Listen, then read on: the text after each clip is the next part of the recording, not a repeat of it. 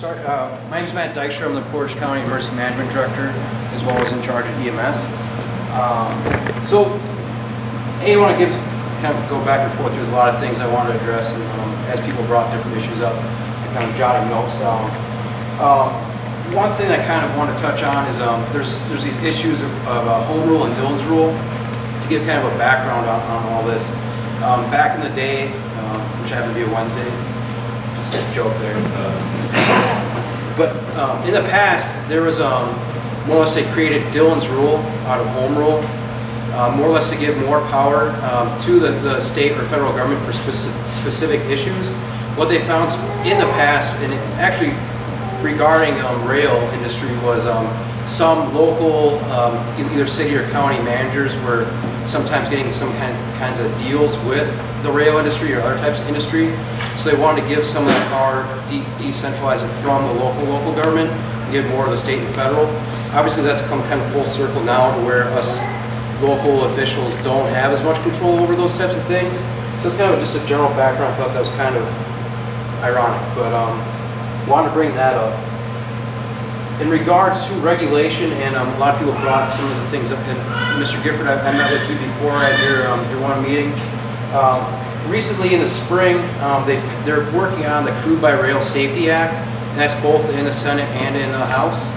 They're pushing that through, and my only question is I understand, like you say, Senator Duffy is, or Congressman Duffy is working on pushing some of the stuff, but even in regards to the response to the crude-by-rail, all the different Bakken crude oil events that have been occurring,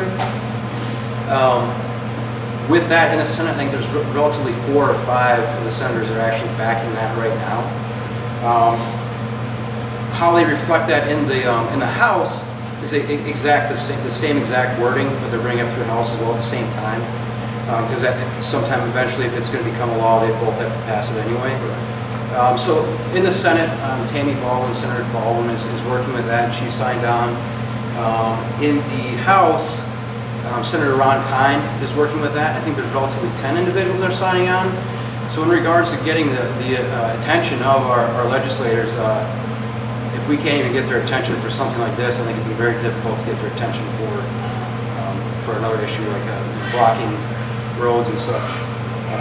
If they can pass it, I think that'd be great. Again, in my office, we really do worry about hazardous materials. It's something that we operate. We kind of push along the local emergency planning committee, which is made up of all kinds of different individuals throughout the county interested in specifically hazardous materials. With that, the other regulation too, I guess, that happened before that, and this, again, the Crude-by-Rail Safety Act was just coming up this spring. Before that, there were some federal emergency orders from DOT, Department of Transportation. For crude oil was specifically anything over 1 million gallons or 35 rail cars per train. That had to be, that information had to be provided to the State Emergency Response Commission, the CERC, as the individual from Canadian National mentioned. From the CERC, then they have to give that down to the local emergency planning committee, saying basically, hey, this train is going to be coming through your community.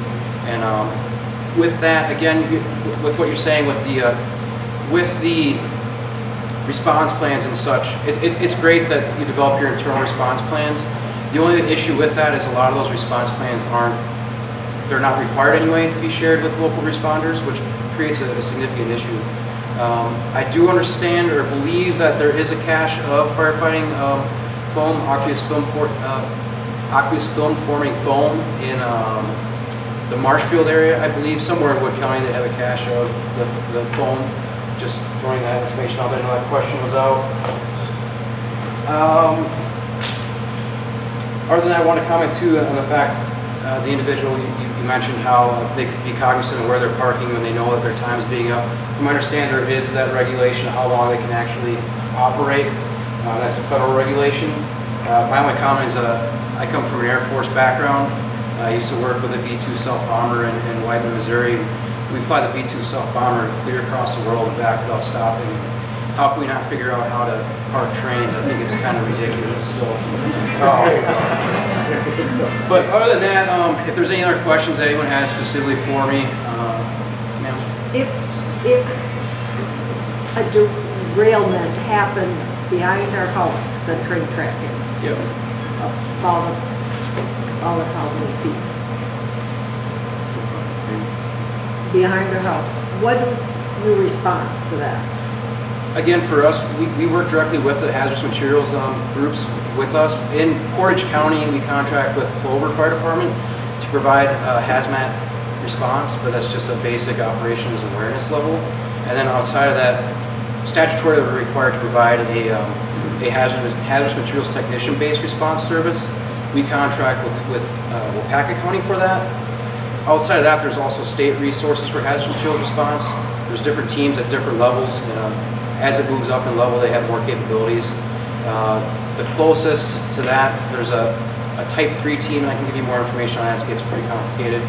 Larger teams in Wood County between Marshfield and Wisconsin Rapids, and then a step higher than that up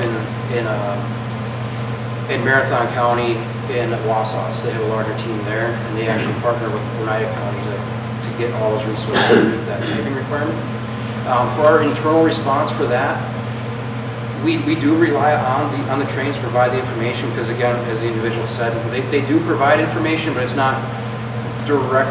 We don't know every day what they're bringing through. We don't have access to that. We get an aggregate for the year of what they've brought through, but at any given day, we don't know exactly what's on the rail.